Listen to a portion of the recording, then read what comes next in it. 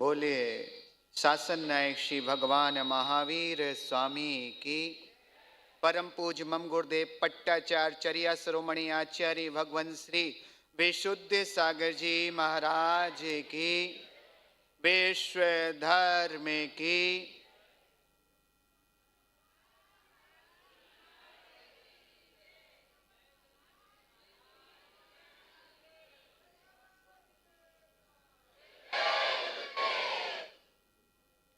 थोड़ी देर पहले यहाँ पर केवल जैन बैठे हुए थे, फिर बीच बीच में सभी संप्रदाय के लोग आते गए और कहते हैं कि जब राज्यपाल महोदय आ जाएं तो वहाँ संप्रदाय नहीं केवल अखंड भारत बैठ जाता है।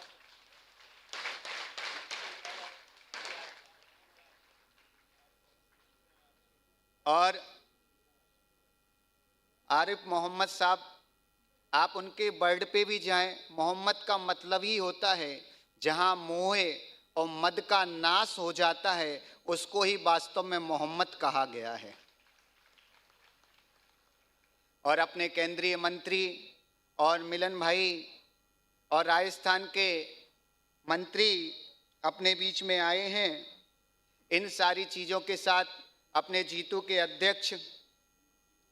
अध्यक्ष जो आज अपने भारत की कह सकते हैं जैन समाज की सबसे बड़ी संस्था है, और एक ऐसा व्यक्तित्व अपने बीच में मनीष जी, सपना जी, गोधा इंदौर से पधारे हुए हैं, जो आपको आश्चर्य होगा। आप सबने टीवी के माध्यम से बॉम्बे वालों ने देखा था कि जैन समाज का इस युग का सबसे बड़ा पंचकर्णक जो प्रतिष्ठा हुई थी वो कराने का श्रेय इसी व्यक्तित्व को जाता है।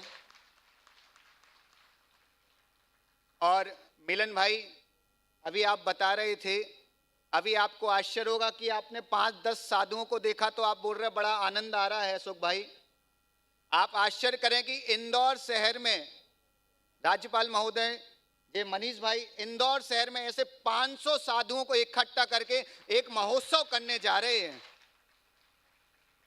और जिस महोत्सव के शुभारंभ के लिए हमारे देश के माननीय प्रधानमंत्री स्वयं पधार रहे हैं, ऐसे महोत्सव की संकनात होने जा रहा है। एक बात और कह दूं कि आप सब कभी ना कभी घर पे कुछ ना कुछ बोलते होंगे। कोई माँ बोलता होगा, तो कोई अम्मा बोलता होगा, तो कोई मॉम बोलता होगा, तो कोई मम्मी बोलता होगा, तो कोई खाला बोलता होगा। याद रखना, आप कुछ भी बोलो, मिलती तो एक ही थी।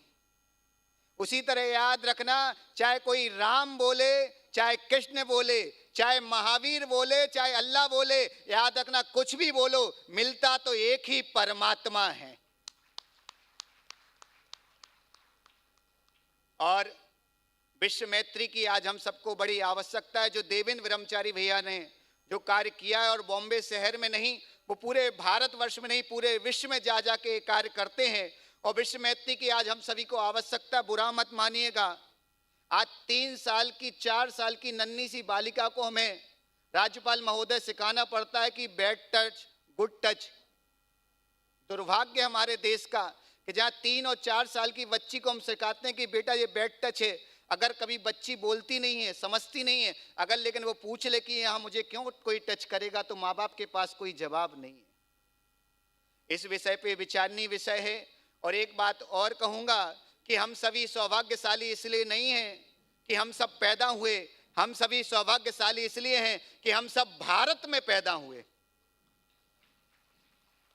और हमें लगता है कि भारत ही एक ऐसा इकलौता देश है जिस देश में आप सब गर्व से कह सकते कि हमारे पास नदी है तो पहाड़ भी हैं, हमारे पास अगर झरने हैं तो हमारे पास तालाब भी हैं, अगर हमारे पास ठंडी है तो हमारे पास गर्मी है, अगर हमारे पास केरल है तो हमारे पास कश्मीर भी है। याद रखना, ये सौभाग्य किसी और देश में धर्मेंद्र भाई देखने नहीं मिलता। ये सारी चीजें, सारे ऋतु के फल अगर कहीं मिलते हैं तो केवल भारतीयों को मिलते हैं। इसलिए तो भारत इतनी पवित्र पावन भूमि है कि यहाँ ऋषि मुनि संतों ने यहाँ पर जन्म लिया है। और एक और छोटी सी बात को कह के अपनी बात को समाप्त करेंगे। राज्यपाल महोदय, आप भी अपने सोसाइटी में रहते हैं, आपने भी कभी ना कभी बच्चों को चॉकलेट दी होगी। रामदास जी केंद्रीय मंत्री, इनने भी दी होगी। आप जब भी चॉकलेट देते होंगे तो आपको याद होगा कि आप भेदभाव नहीं करते, जो भी बच्चा मिला सबको दे देते। ये बात हर यहाँ बैठे नागरिक के दिमाग में आनी चाहिए कि जब हम चॉकलेट देते हैं ना तो हम सबको देते हैं, लेकिन जब भी राज्यपाल महोदय के अपने केंद्रीय मंत्री जी जब भी किसी बच्चे को डांटते होंगे तो विश्वास रखना वो किसी और का नहीं, इनका खुद का बच्चा होगा। ये किसी और के बच्चे को नहीं डांटते होंगे। इसलिए याद रखना, जो भारत की परंपरा हो रही है वो परंपरा हमारी नहीं थी कि जब जब भगवान हमें सुख देता था तो हम भगवान को पूछते थे, और दुख देने लगे तो हम भगवान को छोड़ देते थे। याद रखना, भारत की वो परंपरा है कि यहाँ याद रखना कि जब डांटा जाता है तो केवल अपने बेटे को डांटा जाता है, और जब याद रखना कष्ट दिया जाता है तो अपने बेटे को दिया जाता है। इस परंपरा से हम जुड़े हुए हैं। और अपने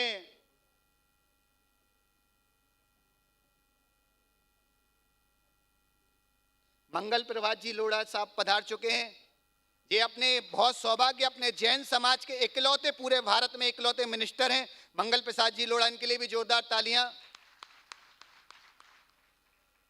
और याद रखना, एक बात को कह के राज्यपाल महोदय मंगल प्रसाद जी, ये भारत की संस्कृति क्या संस्कृति, हम यहाँ फूल चढ़ाने जाते हैं तो कभी आपने विचार किया फूल तो भौरे ने झूठा कर दिया होता है।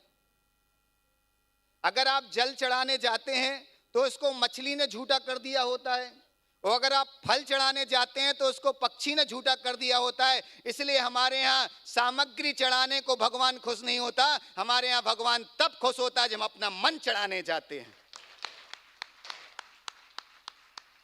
इसलिए याद रखना, भारत में जिन लोगों ने फल चढ़ाए, फूल चढ़ाए, उनको भगवान ने देखा है, लेकिन हनुमान ने मन चढ़ाया तो राम स्वयं चलने आते हैं।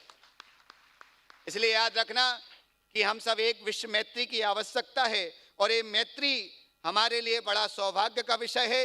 और आज अपने बीच में मुख्यमंत्री माननीय एकनाथ शिंदे जी किसी कारण से नहीं पधारे, पर आज उनको भी गर्व से बधाई देना चाहता हूं अपने महाराष्ट्र के मुख्यमंत्री एकनाथ शिंदे साहब को, कि वो इकलौते ऐसे मुख्यमंत्री हैं, और महाराष्ट्र इस बार भारत के देश में आजादी के बाद पहला इकलौता राज्य बना है जिस राज्य में गाय को राज्य माता का दर्जा दिया गया है।